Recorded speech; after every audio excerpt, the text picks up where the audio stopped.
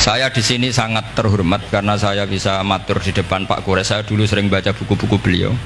Jadi saya nggak mungkin jadi pesaing beliau karena saya ini saya ngidolakan beliau, jadi nggak mungkin jadi pesaing beliau. Tapi kalau mutammim ikut menyempurnakan keinginan besar-besar beliau mewujudkan Islamiyah wasatiyah, insya Allah diminta atau tidak diminta harus kita bantu. Harus apa? Nah, bayinahnya apa? Bayinahnya begini. Bayinah itu satu argumentasi yang jelas begini. Ada seorang ekstremis gitu, singkat cerita mau ngebom tempat-tempat maksiat. Yang maksiat ini orang-orang Islam juga. Tapi saya tidak nuduh sampai pokoknya orang-orang Islam juga kan.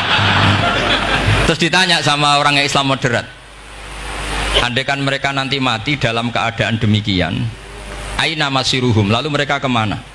Ya ilanar, karena mati dalam keadaan maksiat.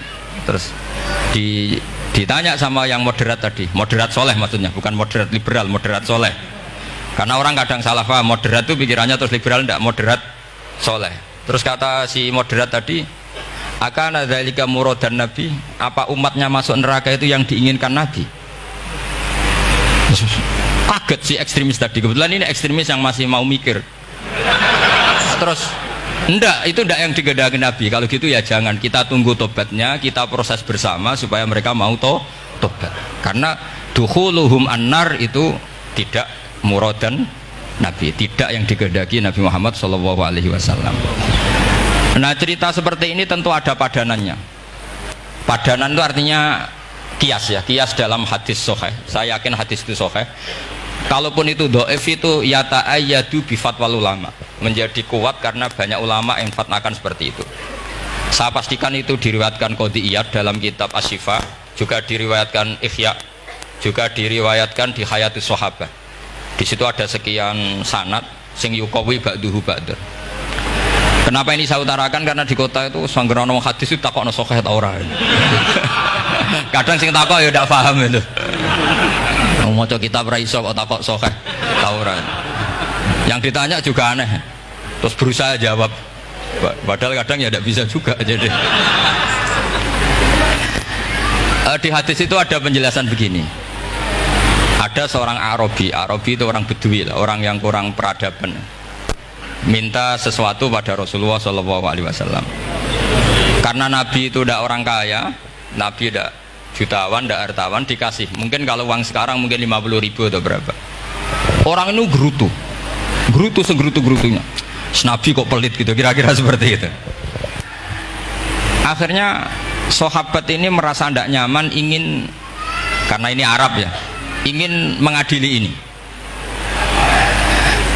Saya membahasakan mengadili itu ya ada Arabnya, karena kadang ada riwayat misalnya fahamma ayyadribuhu, nanti juga repot, ayyatuluhu juga repot. Makanya kalau ke Jawa itu kadang maknani bahasa Arab itu bingung, dan memang baik bingung daripada enggak bingung. Karena kalau yang enggak bingung itu keliru pede. Misalnya jika istri kamu agak rewel itu begini-begini gitu. Terus ada kalimat wadribuhun, maka pukullah. Itu kalau orang nggak bingung langsung diterjemah mukullah, nanti dilaporkan Komnas HAM gitu. Tapi kalau yang bingung itu akhirnya tatallub mencari-cari. Ternyata di semua tafsir disebut dorban ghairu mubarrihin, ya mukul tapi yang tidak menyakiti. Jadi kekeliruan itu pasti dimulai orang-orang yang nggak bingung. Jadi ilmunya agak cukup, akhirnya agak bingung. Bingung itu penting. Loh, betul ini.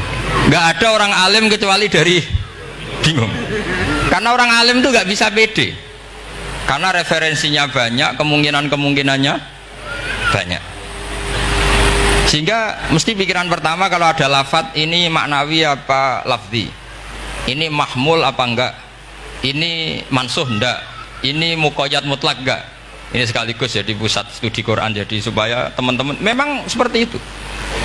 Kata wadribuhun, maka pukullah.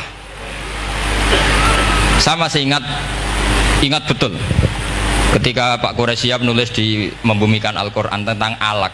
Itu kalau orang ahli embriologi dimaknani alak segumpal darah itu mesti tertawa-tawa, karena nggak ada dalam proses embriologi orang lewat proses segumpal apa? Darah. Tapi kalau alak itu madatul kalimah dari kata aliko ya'liko alakon, sesuatu yang menempel.